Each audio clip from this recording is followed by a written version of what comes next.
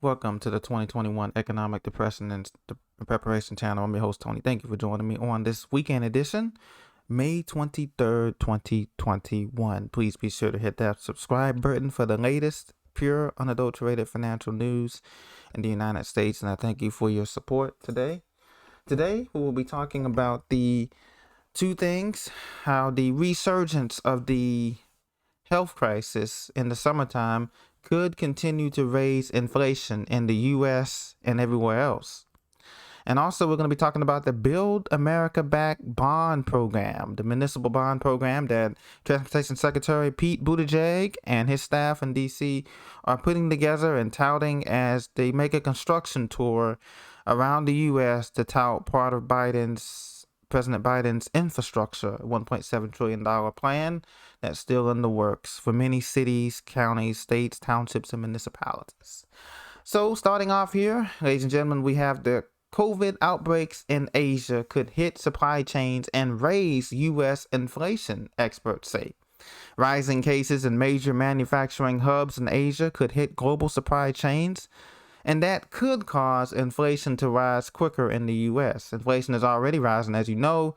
It's currently, the real stats are at 10%, but the official stats are around 4.2% according to the latest CPI index, Consumer Price Index.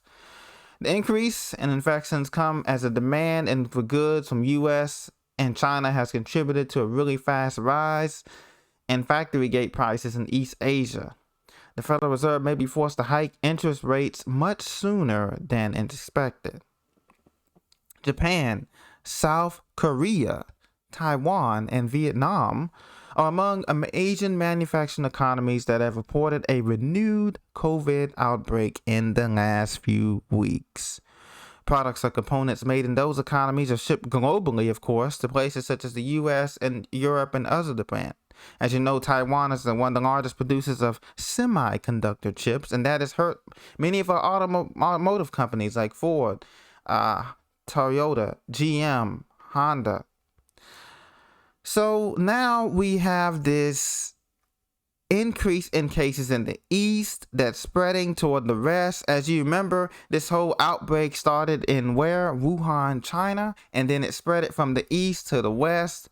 This second wave of variants and infections is doing the same thing. It's spreading from the east, India, and various places over there, over toward the west. Whether it's coming by plane, train, boat, it doesn't matter, railway, it is on the way here to America. But that's not the infection storm is not the only storm that we're worried about here. We're worried about the inflation storm that's coming in right now to America.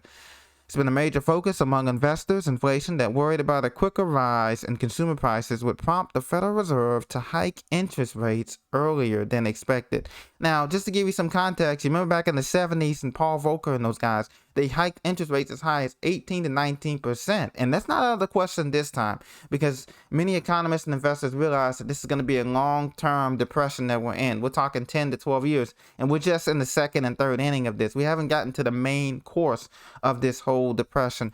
Food prices has risen. Groceries, every time you go to the grocery store, prices on coffee, milk, tea, eggs, bread, meats, you name it, has gone up. Many consumers have faced that all across the country, no matter what store you shop in, or even wholesale stores like Sam's, Costco, Ralph's, all these stores, prices have gone up, you name it. So they're going to have to raise interest rates, and that's going to kill the economy even further, because remember, we just got under 500,000 jobs lost this past week, and we're still losing jobs, and we're not gaining any jobs, and the manufacturing sector is toast. So now Washington wants to bring back Build America bonds. And so they're going to try to repair these cities by selling municipal bonds. The problem with that is that we're already $28.5 trillion in debt. But the Build America Bond Program, created as part of the 2009 American Recovery and Reinvestment Act, allows municipal entities to issue debt with a federal subsidy.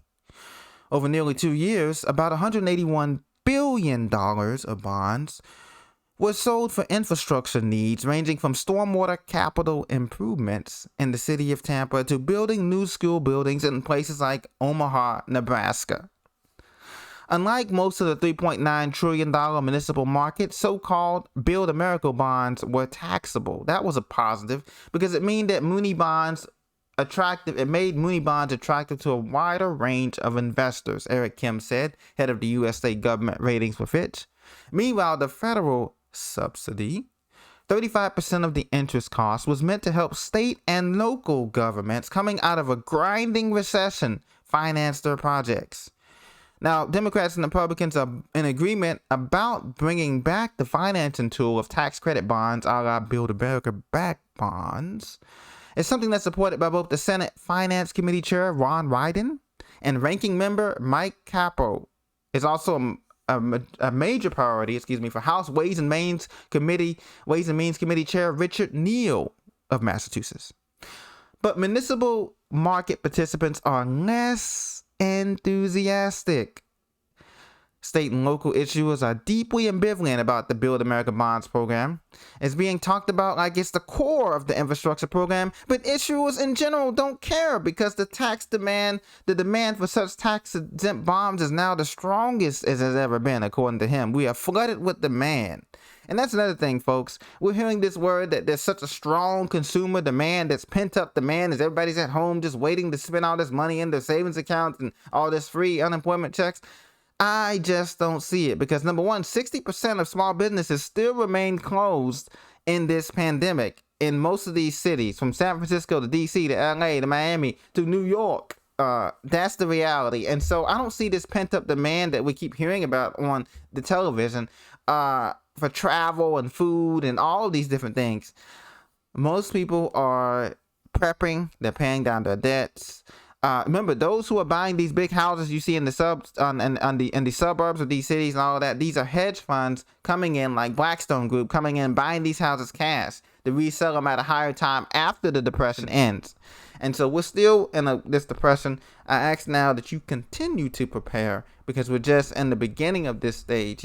Let me know what you're seeing in your area. I'm seeing less jobs, more commercial retail vacancies. I'm seeing higher inflation in gas, food, utilities, and now almost coming up on some of these rents and some of these apartment complexes and also in these housing. So this is going to be a perfect storm, and the Federal Reserve Bank is going to raise interest rates probably by September, October of this year. They're going to start the tapering process, and then they will continue into 2022, and that's just going to be disastrous for more of this economy. So get ready, stay prepared. Thank God we still have time. Thank God we're still here. God bless you guys, and I'll talk to you very soon. Enjoy your weekend. Thank you.